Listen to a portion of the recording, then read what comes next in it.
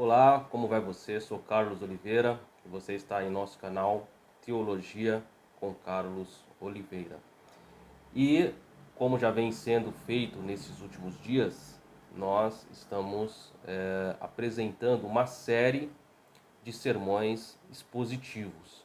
Mas como falado em vídeos anteriores, o intuito maior nosso não é falar sobre o que é ou como faz sermões expositivos, mas sim uma ministração de forma expositiva com a finalidade de trazer elucidação, clareza e entendimento da palavra de Deus para você. Então, eu convido você, como de costume, se você puder, é claro, a abrir a sua Bíblia comigo no Evangelho de João, capítulo 2, e nós vamos ler os versículos 1 ao versículo de número 12. João, capítulo 2, versículo 1 ao versículo de número 2. Se você tiver aí no seu smartphone, você também pode acompanhar aí pelo seu smartphone. E a mensagem que eu quero compartilhar com você é uma mensagem muito simples até, mas que com certeza vai trazer um esclarecimento de algumas questões importantes que às vezes passa despercebido por nós, não entendemos e vivemos aí a vida inteira sem entender. Então, fique aí bem ligado, abra a mente, observe os detalhes, faça as suas anotações, que é importante, e fique com essa palavra que será ministrada no seu coração. E eu vou ministrar sobre o tema quando o fim é melhor do que o começo. Quando o fim é melhor do que o começo. Então vamos lá em João, capítulo 2, a partir do versículo 1, que diz o seguinte, eu vou fazer uso da leitura na Bíblia de Estudo de Genebra, que é essa Bíblia aqui, que nós temos aqui, tá joia? Diz assim o texto de João, capítulo 2. 3 dias depois, houve um casamento em Caná da Galileia, achando-se ali a mãe de Jesus. Jesus também foi convidado com os seus discípulos para o casamento. Tendo acabado o vinho, a mãe de Jesus lhe disse: eles não têm mais vinho. Mas Jesus lhe disse: mulher, que tenho eu contigo? Ainda não é chegada a minha hora. Então ela falou aos serventes: fazei tudo o que ele vos disser. Estavam ali 6 talhas de pedra, que os judeus usavam para purificações, e cada uma levava 2 ou 3 metretas. Jesus lhes disse: enchei de água as talhas. E eles as encheram totalmente. Então lhes determinou: tirai agora e levai ao mestre-sala. E eles o fizeram. Tendo o mestre-sala provado a água transformada em vinho, não sabendo, entre parênteses, de onde viera, se bem que o sabiam os serventes que haviam tirado a água, fecha aspas, chamou o noivo e lhe disse: todos costumam pôr primeiro o bom vinho, e quando já beberam fartamente, servem o inferior. Tu, porém, guardaste o bom vinho até agora. Com este, deu Jesus princípio a seus sinais em Caná da Galileia. Manifestou a sua glória e os seus discípulos creram nele. Depois disso, desceu ele para Cafarnaum com sua mãe, seus irmãos e seus discípulos, e ficaram ali não muitos dias. João capítulo 2, versículo 1 ao 12. Eu quero compartilhar com você que me acompanha alguns pontos importantes que podemos aplicar deste texto que nós acabamos de ler. E nós lemos aqui alguns pontos muito importantes, e eu quero citar pelo menos 6 pontos importantes para você que me acompanha nesta mensagem expositiva. O primeiro ponto que eu quero dizer para você que me acompanha dentro deste texto é que não é o local que determina a ação de Jesus. Não é o local que determina a ação de Jesus. Logo no primeiro versículo, nós observamos que Jesus estava em Caná da Galileia, juntamente, claro, com sua mãe, seus discípulos e seus demais irmãos. Ocorria ali um casamento. E, numa determinada circunstância, o vinho acaba naquele casamento, ou fica próximo a acabar. Mas o que me chama a atenção, e o que eu quero dizer para você logo neste primeiro versículo, é que não importa aonde você está. Caná da Galileia era um lugar deserto, uma vila da Galileia. É como se houvesse uma cidade, uma grande cidade, e dentro desta cidade havia ou existia uma pequena vila. E esta vila é que representa neste texto Caná. Uma pequena vila no meio do deserto. Um lugar que poucas pessoas enxergavam, um lugar que poucas pessoas notavam, um lugar que não tinha grandes recursos, um lugar que tinha apenas como meio de sobrevivência o cultivo de uvas, ou seja, a plantação. Então, para que você entenda e para que você tenha em sua consciência, é que não é o lugar que você está que vai determinar a ação de Jesus na sua vida. Não é o fato de estar numa igreja maior, numa igreja mais rica, numa igreja mais próspera, em um ambiente mais abastado, que fará com que você atinja melhores resultados ou não. Não é o espaço físico que vai determinar o seu sucesso, seja na sua vida ministerial, seja na sua vida secular. Estar envolvido em grandes instituições não é fator predominante para a manifestação do milagre de Jesus na sua e na minha vida.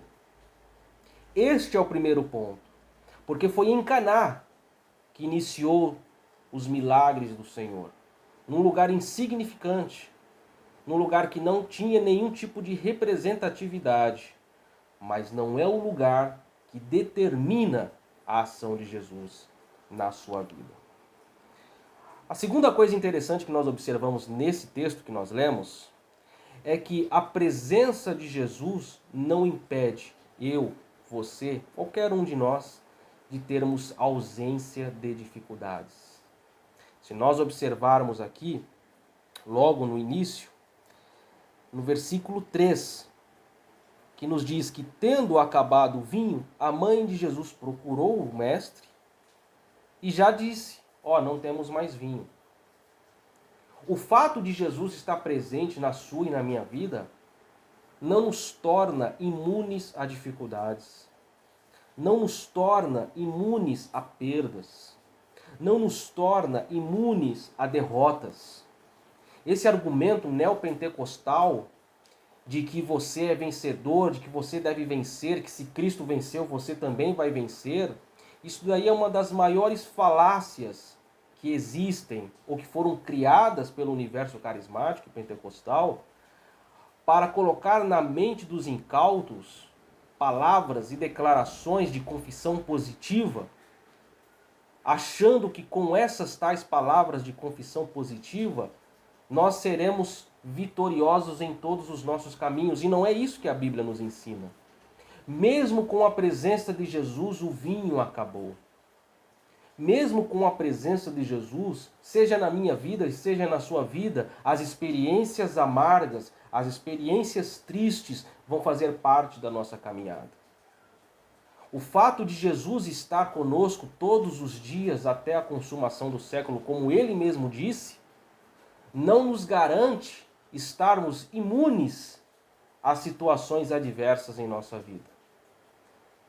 E não é por conta disso E não é em razão ou em função disso que iremos abandonar a fé, que iremos abrir mão do Senhor, que iremos negligenciar o chamado à salvação. Então, o nosso segundo ponto que nós observamos aqui é que mesmo com Jesus passaremos dificuldades. Mas se com Jesus passamos dificuldades, imagine sem Jesus. Imagine uma vida distante da cruz. Imagine uma vida distante de Deus. E é fundamental termos esta consciência para a nossa maturidade cristã, para a nossa evolução como cristãos, para não vivermos apenas, como diz o apóstolo São Paulo, de leite, mas sim adentrarmos a uma condição de recebermos um alimento sólido. É através da compreensão de que mesmo com Jesus, as dificuldades estão aí. Mas estando com Jesus, Ele nos garante força para vencer. Isto não significa que iremos vencer sempre, mas nós teremos em Cristo a nossa verdadeira força, a nossa verdadeira motivação, a nossa verdadeira ambição de estarmos seguindo em frente. Terceiro ponto que nós aprendemos aqui, que Jesus, ele sabe exatamente a hora de agir. No versículo seguinte, a resposta que Jesus dá a Maria, Jesus diz: mulher, que tenho eu contigo? Ainda não é chegada a minha hora.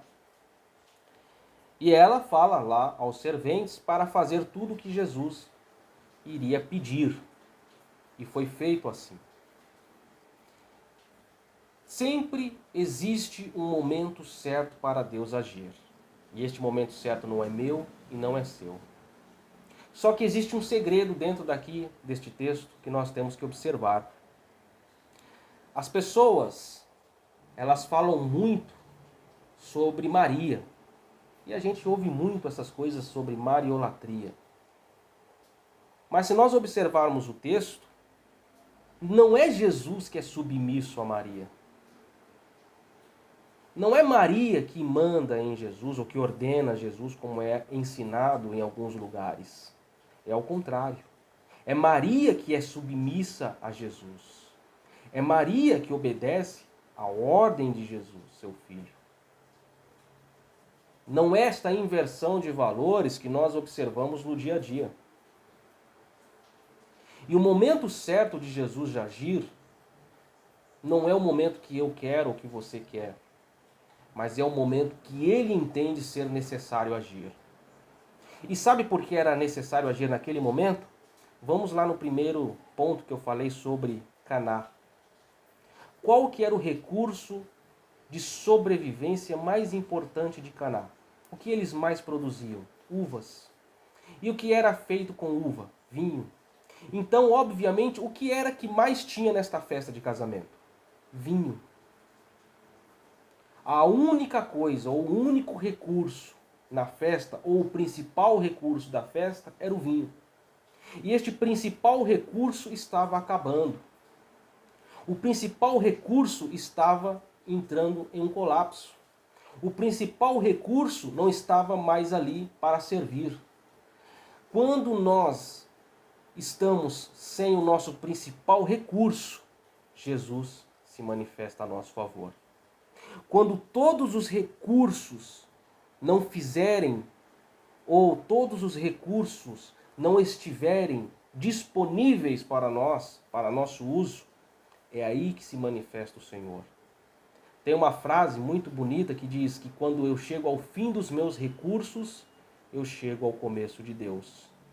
Quando não há mais nada a fazer, eu chego ao começo de Deus. Quando não existe mais alternativas, eu chego ao começo de Deus. Jesus, ele age na hora certa, não na minha e não na sua hora. Ele age exatamente no momento oportuno. E seguindo adiante, logo em seguida, um quarto ponto muito importante.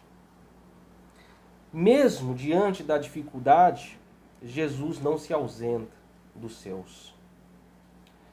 Quando está ocorrendo uma festa, isso talvez você que me acompanha já presenciou, você já percebeu que numa determinada festa, quando as coisas começam a acabar, o refrigerante já acabou, o churrasco já está no final, o bolo, todo mundo já pegou seu pedaço. Você percebe que quando vai chegando esse momento, todo mundo começa a ir embora? Você já percebeu que todo mundo começa a ir para suas casas? As pessoas não ficam nem para ajudar a limpar a casa no dia seguinte. Com Jesus é diferente. Se nós observarmos aqui, Jesus, ele permanece mesmo quando as coisas estavam acabando. E melhor, quando as coisas estavam acabando, Jesus mandou fazer mais. Veja bem aqui logo no versículo 7, Jesus disse: enchei de águas talhas, e eles a encheram. E aí Jesus falou, tira agora e leva ao mestre-sala. E eles fizeram. E o mestre-sala provou do vinho. Quando tudo já está acabando, as pessoas têm o costume, né, de ir para suas casas, de deixar você sozinho, de deixar você com as coisas para resolver. Mas Jesus não. Quando tudo parece estar terminando, quando os recursos parecem estar se extinguindo, ele permanece com você. Ele não vai deixar você na mão. Jesus não vai deixar você sozinho. Jesus não vai deixar você passar dificuldades sozinho. Apuros sozinho. As coisas podem estar já chegando ao seu final, mas Jesus não vai deixá-lo só. Este é mais um ensinamento que nós observamos aqui. O quinto ponto importante que nós observamos deste texto é que Jesus faz as coisas superior aos homens. Vamos ver aqui o texto que nós lemos. Lá no versículo 10, diz assim: Ele disse: todos costumam pôr primeiro o bom vinho, e quando já beberam fartamente, servem o inferior. Tu, porém, guardaste o bom vinho até agora. Isso daqui é o mestre-sala falando para o noivo. Lembre-se lá do primeiro ponto? Caná é uma terra de produção de uvas. Obviamente, o vinho de Caná era bom, não era um vinho ruim. Mas Jesus, ele faz, por mais que as coisas que o homem possa fazer sejam boas, Jesus faz infinitamente melhor. Aquilo que Jesus tem para mim e para você é infinitamente melhor do que qualquer homem pode fazer na sua e na minha vida. Aquilo que eu posso conquistar com o meu esforço não representa nada diante daquilo que o Senhor Jesus tem reservado e guardado para os seus. Nós nos esforçamos a cada dia mais para atingirmos resultados, para atingirmos metas. E muitas boas dessas metas conseguimos e conquistamos. Mas nada se compara ao que o Senhor tem separado para nós. Jesus sempre faz melhor. Ele sempre faz bem feito. Nós conseguimos fazer muitas coisas boas e recebemos muitas coisas boas. Mas o que Jesus tem para nos dar, o que Jesus tem nos preparado desde a fundação do mundo, é muito maior do que qualquer pensamento, de qualquer desejo, de qualquer intenção que eu e você possamos ter. E para nós encerrarmos este sermão expositivo, o último quesito, o sexto quesito, que tudo, exatamente tudo, deve ser para a glória de Deus. Aqui, já no versículo 11, diz assim: com este Jesus deu princípio aos seus sinais em Caná da Galileia, manifestou a sua glória e os seus discípulos creram nele. A glória não é para mim. A glória não é minha. A glória é dele. a glória do Senhor. E devemos dar ao Senhor aquilo que lhe é de respeito. Não é pelos meus esforços, não sou eu não tenho de mim nada, não tenho recursos, tudo é dele. Tudo ele que deu. Quando nós reconhecemos o nosso estado e percebemos que não somos nada sem ele, que nós damos glória a ele por todas as coisas que foram feitas, que são feitas hoje e que serão feitas no dia a dia até a sua vinda, tudo é para a glória dele.